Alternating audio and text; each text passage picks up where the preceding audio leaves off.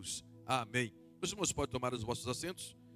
Quero agradecer a Deus pela vida do pastor Júlio, da missionária Luciana, responsáveis por esta congregação. Que Deus abençoe a vida do nosso companheiro. E quero lhe chamar a atenção para nós trazermos aqui esta mensagem, cujo tema é do Gólgota ao sepulcro, da cruz à ressurreição. Quero que os irmãos observem bem que aqui se trata de 3 dias de silêncio, 3 dias de expectativas, 3 dias de sofrimento emocional, psicológico, 3 dias marcantes na história, do Gólgota ao sepulcro. Existem 2 lugares em Jerusalém que são, teoricamente, um deles é o lugar que Jesus foi sepultado. Um lugar onde tem a chamada igreja do Santo Sepulcro, onde os católicos dizem ser o lugar onde Jesus foi depositado, foi colocado, foi sepultado. Mas que fica na Jerusalém antiga. Mas existe um outro lugar, chamado o Jardim do Sepulcro, que os evangélicos tenham como esse lugar onde Jesus foi sepultado. E tem todas as características para ser exatamente este, em que os evangélicos têm como o local real. E bem do lado desse lugar, tem um local que também foi descoberto e identificado como o Gólgota, embora não é nada comprovado, mas aonde se diz o lugar da caveira. Tem todas as dicas que ali foi o lugar aonde Jesus foi crucificado. Se foi esse o lugar que os evangélicos, que nós, os crentes, o identificamos como o lugar do sepulcro, e aquele lugar, sendo o Gólgota, é um lugar muito próximo, que não dá nem 1 quilômetro de distância entre o local onde Jesus foi sepultado, ou crucificado, e o lugar aonde foi sepultado. Se porventura fosse no lugar aonde diz os católicos, já ficava uma distância maior, mais de 1 quilômetro, 2 ou 3 quilômetros. Mas esse lugar, conforme nós o acreditamos, não é longe. Do Gólgota ao sepulcro, o espaço é curto. Não é acessível ao local do Gólgota, porque os muçulmanos, percebendo que ali seria um lugar turístico dos cristãos, fizeram lá uma garagem de autocarro, impossibilitando de ter acesso ao local. Mas do Jardim do Sepulcro se vê muito bem, que fica muito próximo. E é um lugar que você se sente realmente paz, se sente harmonia, se sente alegria, se sente gozo. Aquele lugar onde se sente que é o lugar onde Jesus, o corpo de Jesus foi colocado. Mas o que está em pauta aqui é o que ocorreu nesse espaço de 3 dias. Jesus, uma certa vez, disse que assim como Jonas ficou 3 dias e 3 noites no ventre de um grande peixe, importa que o Filho do Homem fica 3 dias e 3 noites no seio da terra. Então, alguns cogitam porque então que Jesus morreu na sexta-feira. Mas não venho aqui trazer esse estudo agora. Não quero aqui falar sobre exatamente o dia ou a hora que Jesus morreu. Porém, quero dizer que, biblicamente falando, ele ficou morto 3 dias. Então, esses 3 dias foi uma expectativa de todos que estavam ali.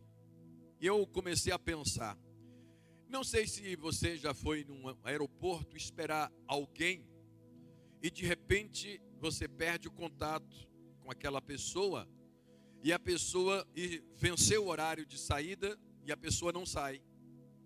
E passa horas e horas e você não sabe o que está acontecendo lá dentro do aeroporto. Você não tem contato com a pessoa, você não sabe o que está acontecendo. Cria em você uma expectativa muito desagradável. Por outro lado também, mais um exemplo, eu sou pai de 3 filhas e de 4 netas, já o caminho de 5. E quando a mulher entra para ganhar nenê, e você fica esperando lá fora, marido ou mãe, o parente próximo, fica com uma ansiedade tremenda e às vezes não sabe. Agora já tem mais facilidade por causa das redes sociais, facilitam. Mas antigamente, quando nasceram as minhas filhas, não tinha essa facilidade. A gente ficava lá fora numa ansiedade terrível, esperando que tivesse logo a notícia, já nasceu, está tudo bem. Mas é um período, um ponto cego, que você não sabe o que está acontecendo, não sabe que hora vai vir a notícia e não sabe realmente a situação. Então fica naquele impasse, muito triste. Eu trouxe esses dois exemplos para mostrar a vocês que foi mais ou menos por aí, esse espaço de 3 dias lá em Jerusalém. Então foram 3 dias de ansiedade para alguns. Por isso eu estou aqui trazendo para vocês 3 dias entre o sepulcro e o Calvário. 3 dias de expectativa e de ansiedade. E o pior de tudo que isso, na verdade, irmãos, não tinha entrado na mente dos discípulos para aceitar aquilo de uma maneira muito concreta. Não. Eles já tinham tido a informação que Jesus ia morrer, passar 3 dias e ia ressuscitar.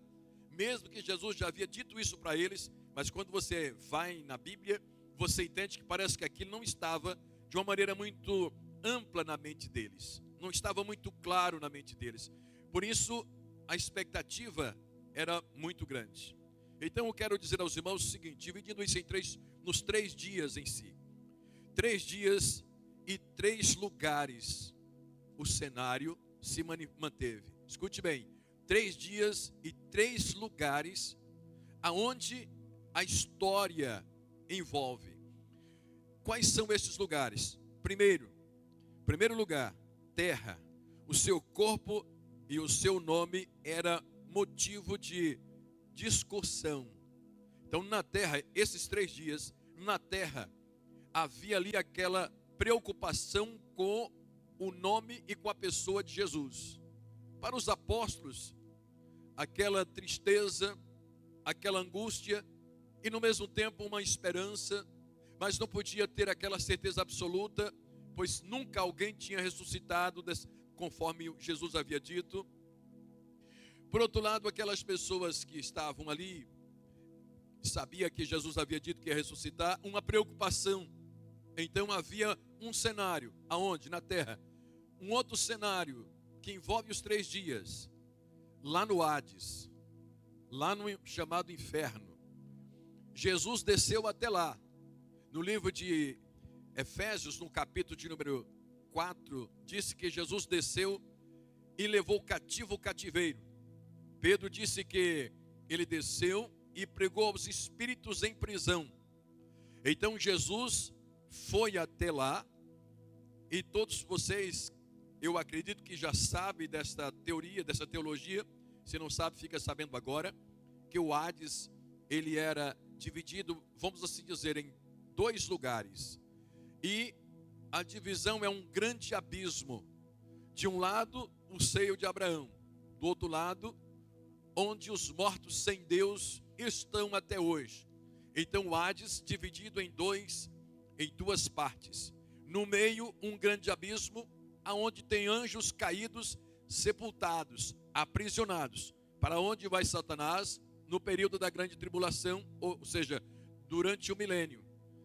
E o seio de Abraão, estavam todos os que morreram na esperança, como foi Abel, como foi Noé, os profetas, todos que morreram salvos no Antigo Testamento, estavam nesse lugar chamado seio de Abraão. Quando Noé estava fazendo a sua arca, ele estava dizendo, haverá salvação, não apenas do dilúvio. A salvação, através dessa arca do dilúvio, é uma representação de uma salvação eterna. Então os que estavam nos dias de Noé não deram crédito. Então morreram e foram para o lado esquerdo. Eu posso aqui o deduzir. Os que morreram na esperança, como Noé e sua família, estavam do lado direito, nesse lugar chamado seio de Abraão. O que Jesus fez?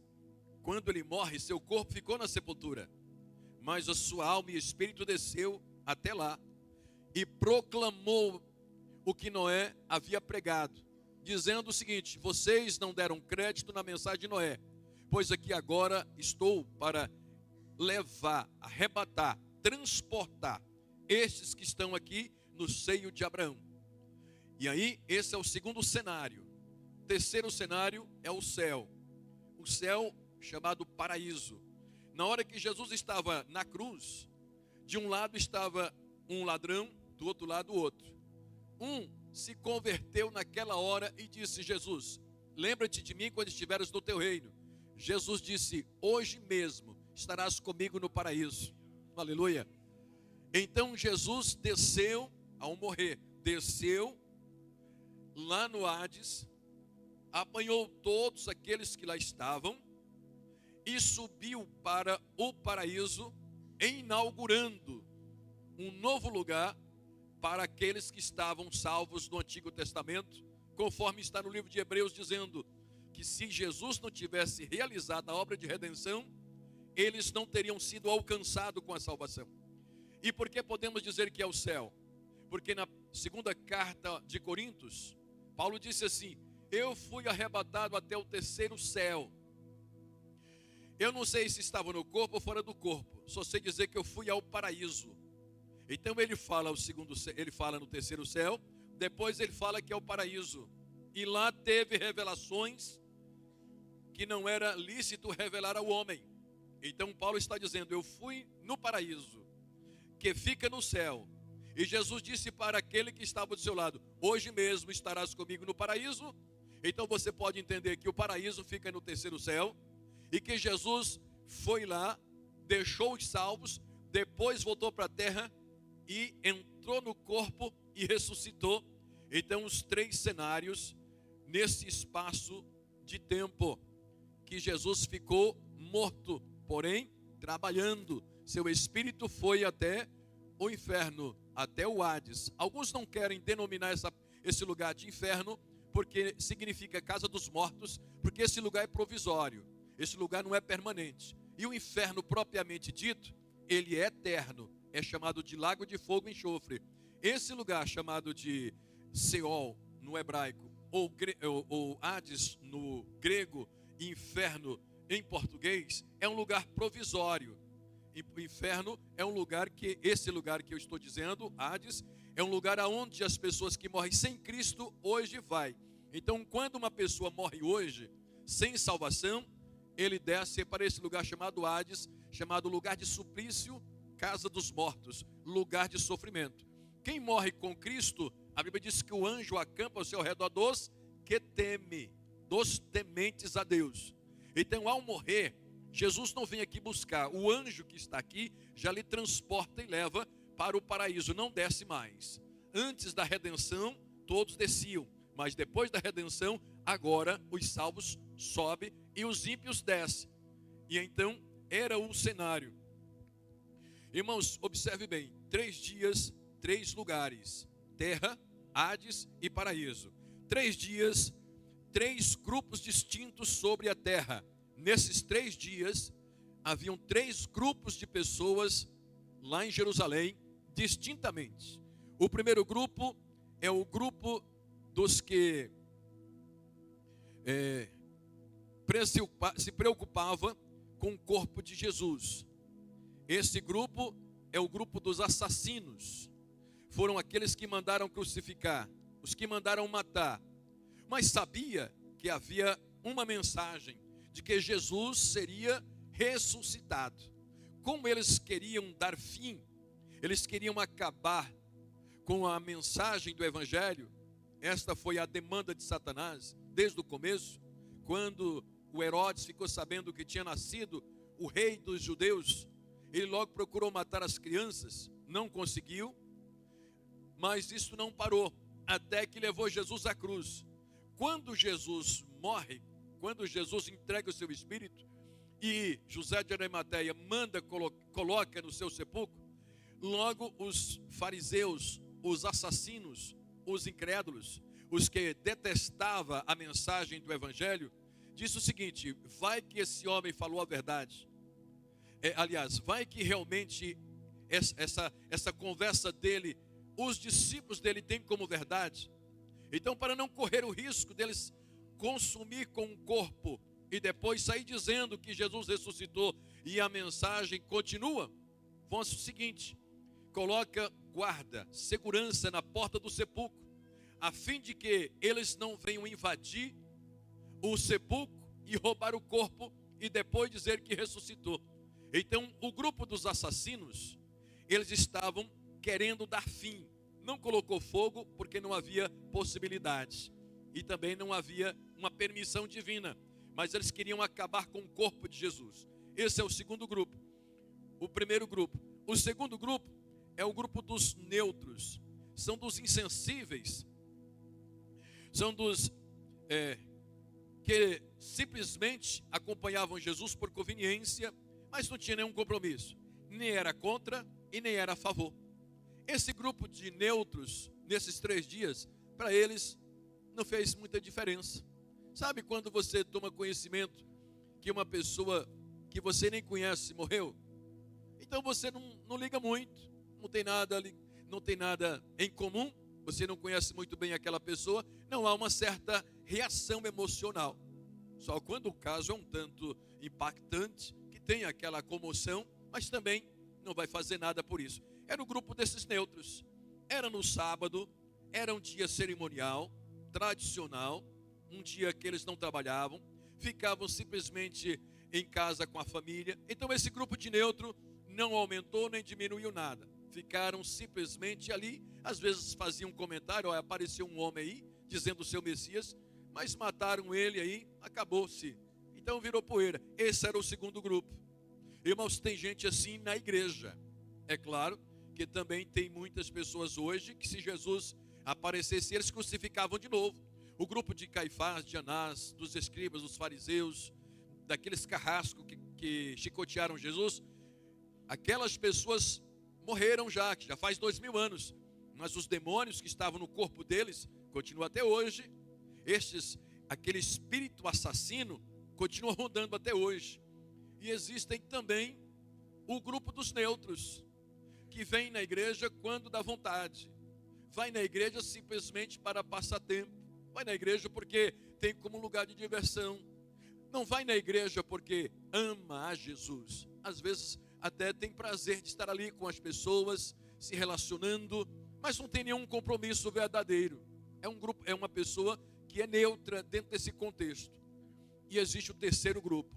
Então, 3 dias, 3 grupos.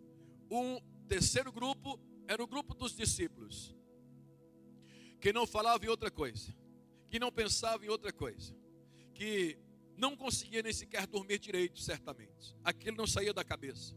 A lembrança era constante. Onde eles estavam comentando e preocupados. Então, esse grupo dos discípulos é aquele grupo até hoje. Qualquer coisa que vem de forma desagradável, que atinge a igreja, logo se preocupa, ora, jejuma, faz ligação, se preocupa com a igreja. Tem gente, irmãos, que é crente, mas não se preocupa com a igreja. Não está nem um pouco preocupado se as coisas vão bem, se vão mal, se as contas estão pagas, se tem campanha de oração, se tem estudo bíblico, se tem ciclo de oração, se tem escola bíblica. Tem gente que não está nem aí. Mas tem gente, irmãos, que está preocupado. Não pode vir por causa do trabalho, não pode vir porque está doente, mas olha, estou aqui à disposição. Se precisar de mim, pode contar comigo. Olha, eu não vou poder estar presente, mas na hora eu vou estar orando. Nesse dia eu vou estar jejuando. É uma pessoa que está sempre preocupado com Jesus. É no grupo dos discípulos. Esses grupos ainda continuam hoje dentro da igreja. Eles estão aqui, estão preocupados com Jesus, pensando em Jesus, falam sempre em Jesus. Porque aqueles despreocupados, os neutros, irmãos, ele fala sobre futebol, sobre política, sobre jornal, sobre emprego, sobre salário. Eles falam sobre tudo, menos sobre Jesus. Naquele grupo neutro, irmãos, o dia amanheceu do mesmo jeito para eles. Só não foram trabalhar porque era sábado, era um dia sagrado, não podia trabalhar. Mas eles não estavam preocupados. No domingo, com certeza, de manhã eles foram trabalhar normal, sem nenhum problema, sem nenhuma preocupação. Mas os discípulos não. Você ouviu aí a situação? De repente, um homem misterioso se aproxima. E 2 vão conversando na estrada de Emaús. Por ali dá para você ter uma ideia como que era. Sempre falando no mesmo assunto. Chegasse na casa de um discípulo, não era só dos apóstolos, não. Qualquer discípulo chegava lá na casa do discípulo, E aí logo entrava logo no assunto: você viu o que fizeram com o nosso mestre? Crucificaram ele. Estamos aí esperando que vai ressuscitar, mas até agora nada. E de repente ele se aproxima e disse: de que vocês estão falando? Ah, o senhor não está sabendo? Então o senhor é viajante, né? O senhor é um turista, né? O senhor não mora aqui. Porque está todo mundo aí comentando e o senhor é insensível, não sabe de nada. Mas o que é mesmo está acontecendo? Chegou um moço aqui, um homem bom, olha, um homem perfeito, tinha tudo para ser o Messias. Olha, mas os carrascos, os inimigos, os assassinos pegaram ele, maltratou, levou para a cruz, matou ele, e já faz 3 dias. E vocês não conseguiram perceber que isso tinha que acontecer? Mas o quê? Não, ele tinha que passar por isso, ele tinha que morrer. Ah, mas está um pouco tarde, eu estou indo embora. Não, fica com a gente. A conversa está boa, espera mais um pouquinho, fica aqui. Eu poderia dizer assim, ele dizendo: não, nós estamos tão aflitos, nós estamos tão ansiosos, estamos tão deprimidos com o que aconteceu. Agora o Senhor vem com essas palavras bonitas, até como um bálsamo, para refrigerar a nossa alma. Então fica mais um pouco aqui com a gente. Inclusive nós já vamos ceiar daqui a pouco, isso já faz parte da nossa ceia. Fica aqui com a gente. Então tá bem, já que vocês insistem, eu vou ficar aqui com vocês. E chega na hora da ceia, aí ele faz assim: Pai, quando faz isso, eles vê certamente a marca na mão. Cadê? Já não está mais. Já venceu o 3º dia, aleluia. O grupo dos discípulos era sensíveis. Não, certamente eles deixaram a ceia de lado, saíram correndo, porque já não era mais já tinha passado o 3º dia. Irmãos, esse grupo é o grupo dos sensíveis. Tem guerra lá na Ucrânia, lá na faixa de Gaza, lá no Congo, tem guerra para todo mundo. Jesus, eu te amo. Olha, foi eleição aqui em Portugal, vai trocar o governo de Portugal. Jesus abençoa o novo governo. Somos nós aqui, estamos preocupados com Jesus. 3 dias, irmãos, 3 preocupações. 3 dias, 3 preocupações. Aqui agora eu vou falar só do lado dos crentes. Não vou falar mais dos neutros e nem dos assassinos. Eu vou falar agora só do lado dos crentes. Que vem uma exortação. Esses 3 dias de silêncio de Jesus entre o Calvário e o sepulcro serviu muito para nos ensinar, para nos exortar, serviu muito para nós nos tornarmos verdadeiros cristãos. Então observe que eles deixaram uma lição muito boa. Primeira preocupação, o medo. Irmãos, observe bem. O medo está na vida de todos. Não há ninguém de normal que não tenha medo. Só que tem uma coisa, irmãos, existe o medo normal e existe o medo anormal. O medo normal para todos nós temos que ter porque somos seres humanos. Mas existe o medo anormal, que é uma exortação divina, dizendo: olha, lança fora o medo. Porque o medo, irmãos, quando ele é excessivo, ele torna-se uma fé do lado oposto. Do jeito que a fé positiva nos aproxima de Deus, o medo nos afasta de Deus. Do jeito que a fé faz do jeito que a fé nos aproxima de Deus, o medo faz se afastar de Deus. Do jeito que a fé leva a uma cura de uma enfermidade, o medo pode trazer uma enfermidade. Por isso a Bíblia deixa bem claro que devemos lançar sobre Ele todos os nossos medos ou as nossas ansiedades, porque Ele cuida de nós. E aqui eu quero trazer esta exortação a você, com base nesses 3 dias de silêncio, que vem um ensinamento, porque os apóstolos, eles ficaram muitas vezes com medo, ficaram muitas vezes apavorados. E observe bem, irmãos, tomando como base o que o medo é capaz de fazer. O medo leva a submergir, o medo leva a afundar-se, o medo leva a uma decadência, a se curvar, a perder a visão. E aí observe bem, quando Jesus, trazendo aqui um exemplo, quando Jesus, ele multiplicou os pães e peixes, depois do processo, ele disse assim: atravessa o mar da Galileia, disse para os seus discípulos: E quando eles estavam indo, já na quarta vigília da noite, Jesus vem andando em direção a eles, andando sobre as águas. E de repente, eles apavorados, já com medo, disse: é um fantasma, e o mar estava bravio. Naquele momento, Jesus: não fique com medo, porque eu estou com você. Deu a entender o seguinte, que o medo é a ausência de Jesus, falta de fé, de confiança, de esperança, de expectativa. Então naquele momento Pedro se encheu de coragem, tirou o medo, lançou fora, mas foi por um pouco tempo. E disse: Jesus, já que é o Senhor, manda eu ir ter consigo. Jesus disse: venha, Pedro. Pedro perdeu completamente o medo, saltou fora do barco e começou a andar. De repente, irmãos, ele, sendo impactado pelas ondas e pelo vento, disse a Bíblia que ele sentiu medo, e o medo levou a se afundar. E é isso que tem acontecido com muitas pessoas. Ainda bem que Jesus estava próximo, segurou na mão de Pedro e disse: homem de pouca fé. Quero lhe dizer, meus irmãos, que você não pode ficar apavorado. É natural que venha o medo, mas você tem que ter uma fé que supera o medo, que ultrapassa esta barreira, porque o medo te leva a se afundar. E eu quero lhe trazer um outro exemplo. O medo cega, perde a visão. Irmãos, assim como a fé, que é o inverso do medo, amplia, abre a visão, o medo tira a visão. Ele fica cego, ele só vê o negativo, ele só vê o mal, ele só vê a derrota. O medo só vê realmente coisas ruins. Ele cria, ele imagina e vê coisa. E eu trago aqui um exemplo. Quando eu era adolescente, eu estava saindo da casa da minha avó, que morava no campo, numa distância aí de uns 3 a 4 quilômetros de distância para a casa da minha mãe.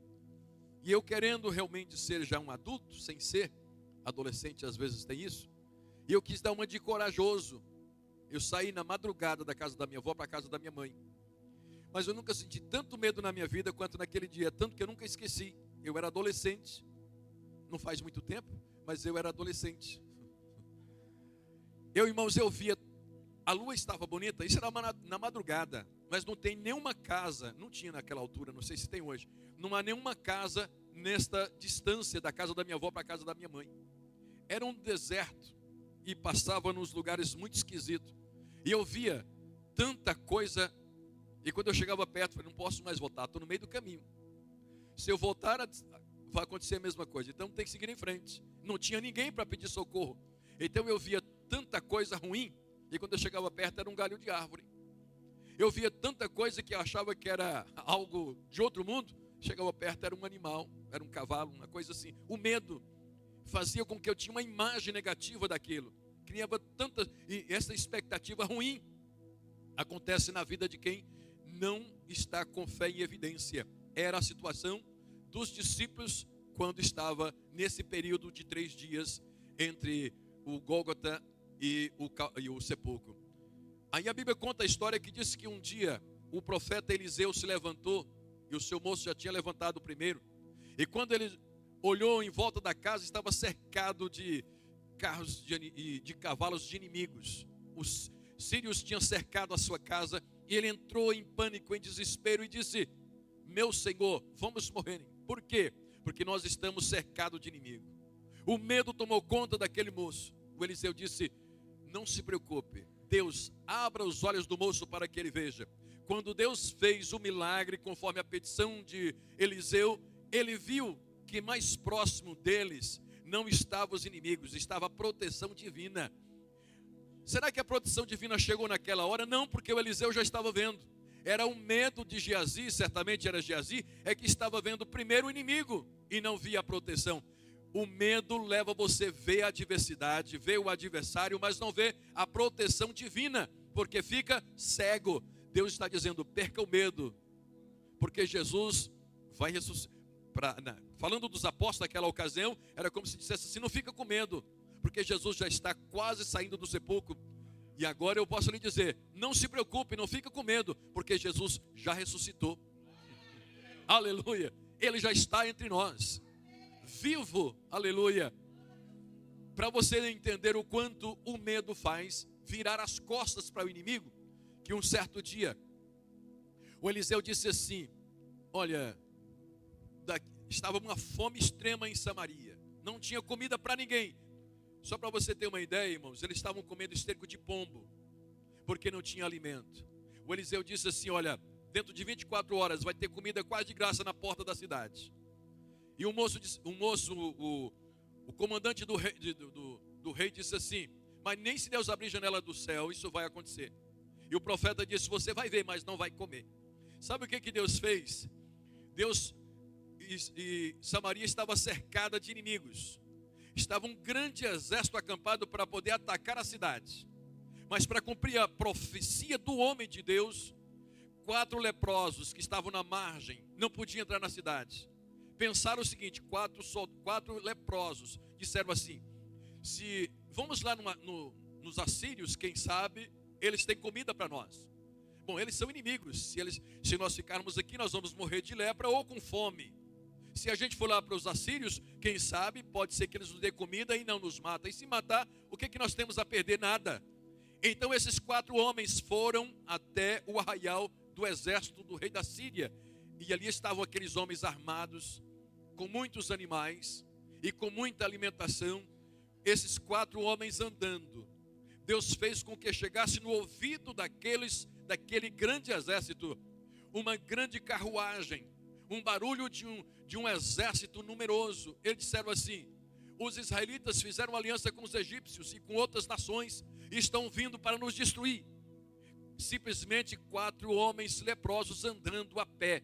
O barulho que eles ouviram, o exército todo, era como se fosse de um grande exército. Aquele povo correram, fugiram e foram-se embora.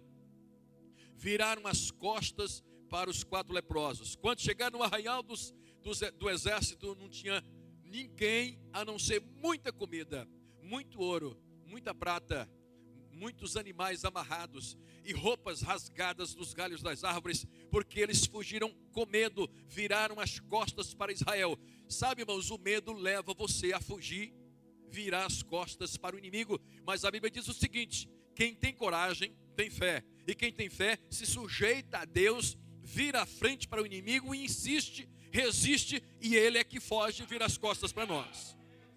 Então, por favor, não tenha medo, porque Jesus não vai mais ressuscitar. Ele já ressuscitou e está entre nós. Aleluia, louvado seja o nome do Senhor. Meus irmãos, a segunda coisa, as mulheres foram embalsamar o corpo de Jesus. A preocupação, na verdade, era o medo, primeira preocupação, e a preocupação com o corpo de Jesus. Aí observe bem, irmãos. Preocupar com o corpo de Jesus era uma boa preocupação, não daquela maneira. Porque aquelas mulheres estavam tão preocupadas com o corpo de Jesus, que parece que não tinha entrado na cabeça delas que Jesus ia ressuscitar. Então elas se prepararam para ir embalsamar o corpo de Jesus. Qual é o propósito do embalsamento? Primeiro, o propósito do embalsamento é para que a pessoa, o morto, tenha ainda aquela imagem, aquele aspecto de quem está vivo.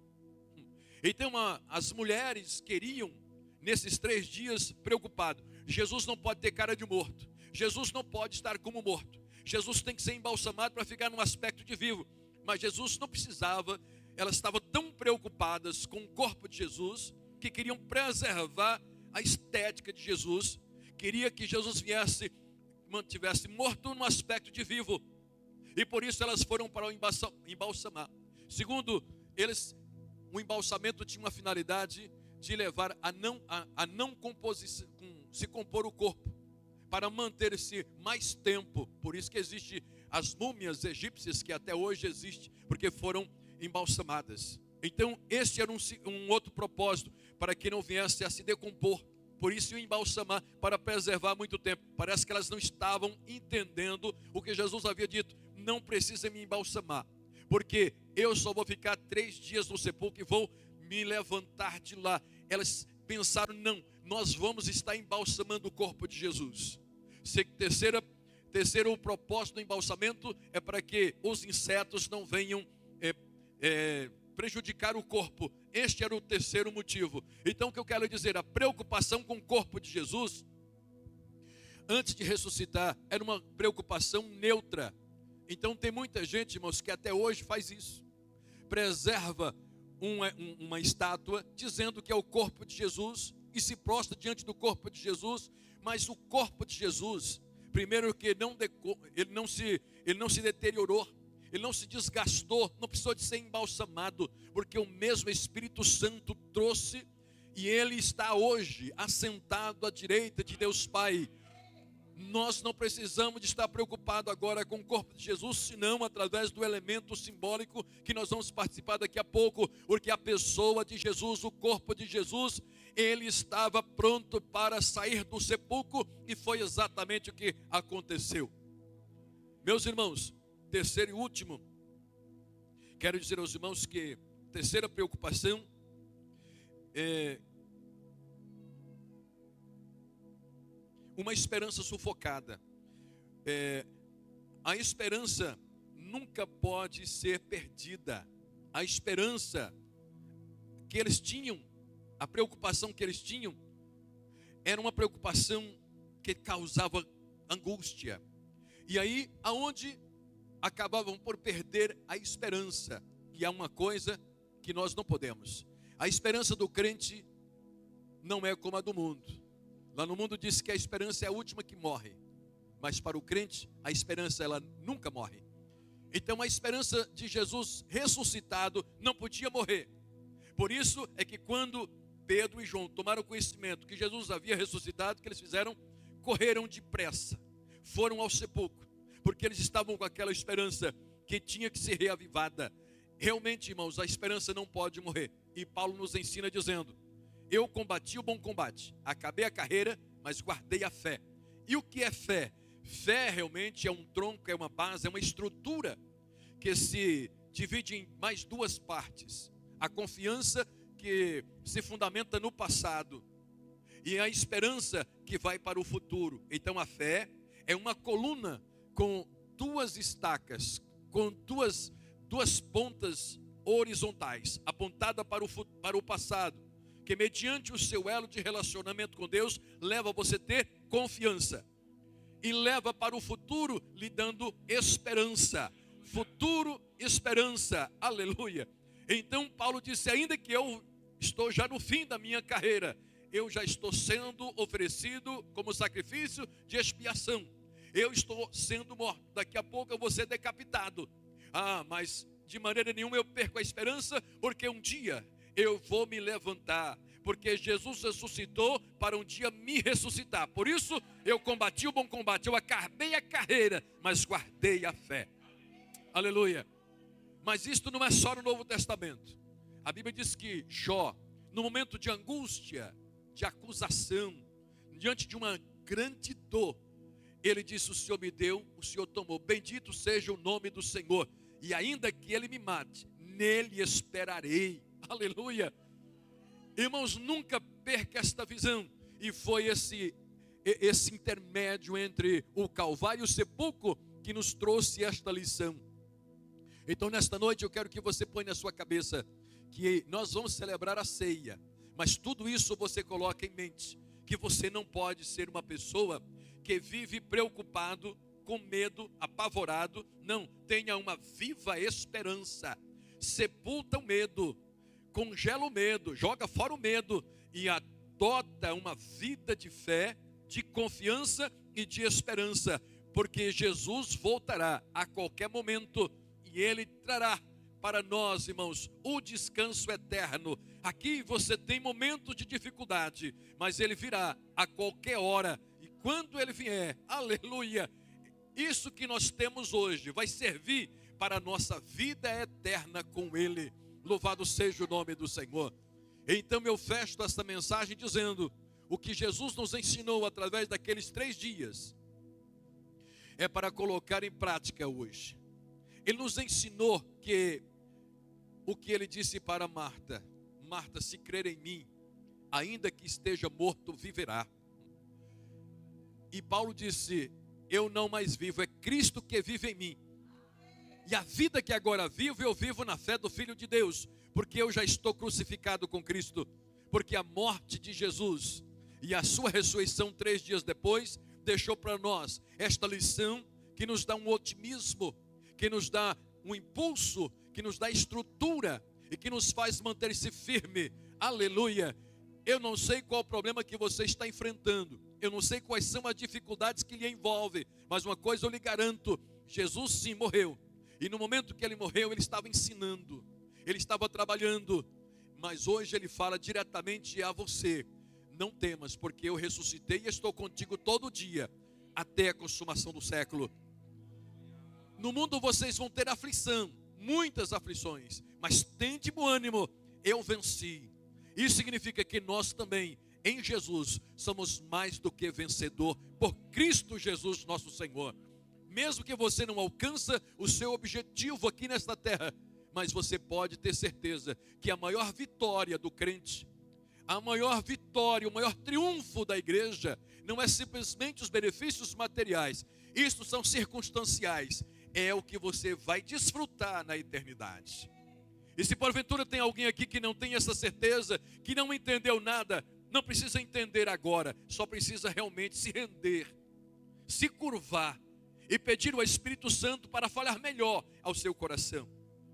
Talvez as minhas colocações foi bastante complexa e talvez difícil de entender, mas o Espírito Santo entende a sua linguagem, entende a sua memória e vai falar com você de uma maneira muito mais clara, que você é capaz de o entender, colocar no seu coração e sair daqui dizendo: verdadeiramente o Senhor Espírito Santo me edificou e me deu uma nova visão, um novo aspecto, e eu posso agora desfrutar da presença gloriosa do Senhor em nossas vidas. Eu quero orar por você agora. Fique em pé neste momento. Vou pedir aqui o apoio do grupo de louvor.